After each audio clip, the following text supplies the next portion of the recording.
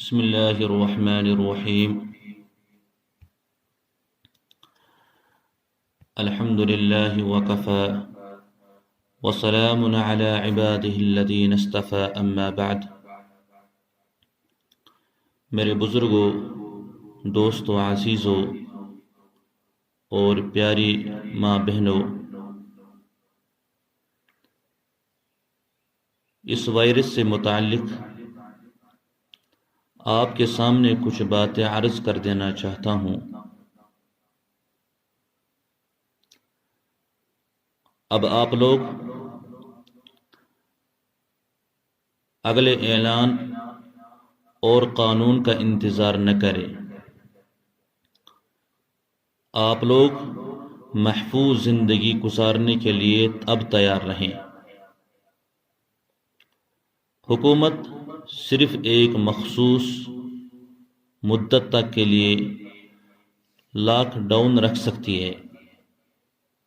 آہستہ آہستہ یہ لاک ڈاؤن ختم ہو رہا ہے.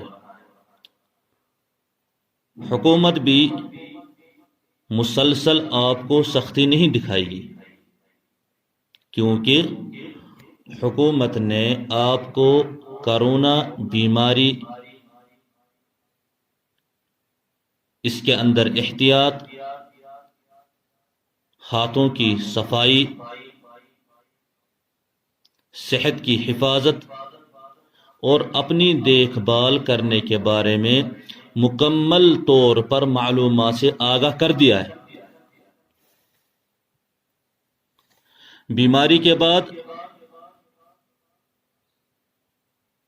آپ لوگ پوری دنیا کے حالات بھی دیکھ رہے ہیں. اب سمجھداروں کے لیے اپنے روزمرہ کے معمولات کو سمجھنا چاہیے اور اپنی طاقت کے مطابق اب اسے تبدیل کرنا چاہیے. حکومت 24 گھنٹہ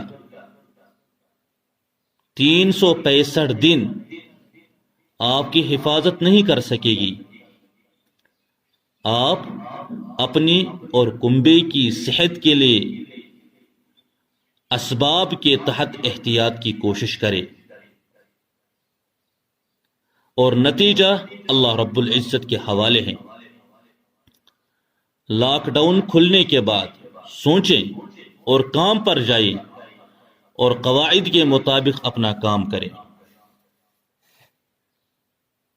میرے دوستو عزیزو، کیا آپ کو لگتا ہے کہ یہ وبا اچانک چلی جائے گی؟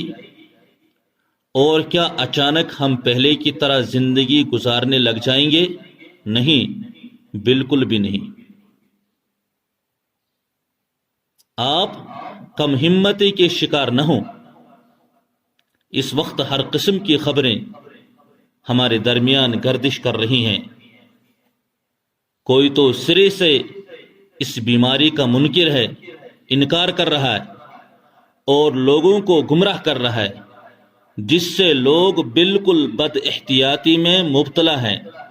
اور کوئی اس بیماری کو دنیا کی سب سے بڑی بیماری قرار دے کر لوگوں کو حد سے زیادہ خوف میں مبتلا کر کے کئی خاندانوں کا سکون تباہ و برباد کر رہا ہے.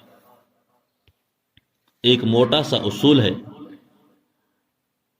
آپ اپنے بھروسے مند ڈاکٹر صاحب سے رابطہ کریں اور اس ڈاکٹر صاحب کی بتائی ہوئی احتیاط اور پرہیز پر عمل کریں. نتیجہ انشاءاللہ اچھا ہی نکلے گا. بازاروں اور گلیوں میں زیادہ نہ گھومیں.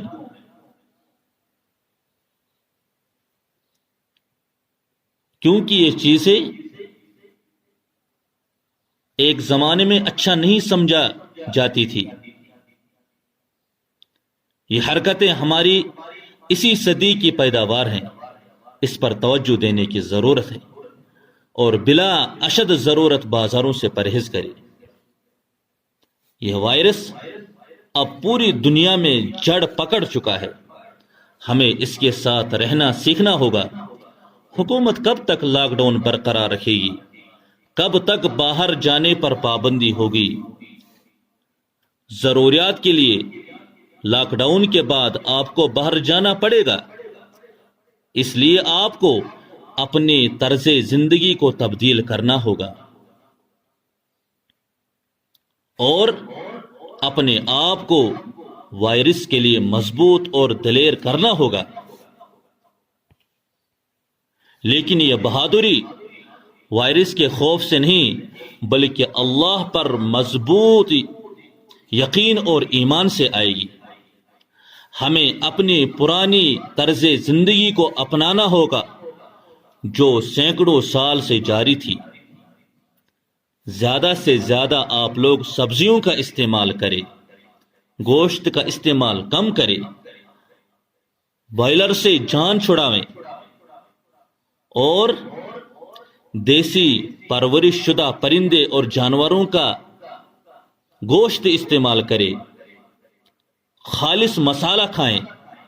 آپ دھنیا، پودینہ، لونگ، دار چینی، ادرک، ہلدی وغیرہ کا استعمال کر کے اینٹی بائیوٹک کے استعمال کو کم کرنے کی ضرورت ہے۔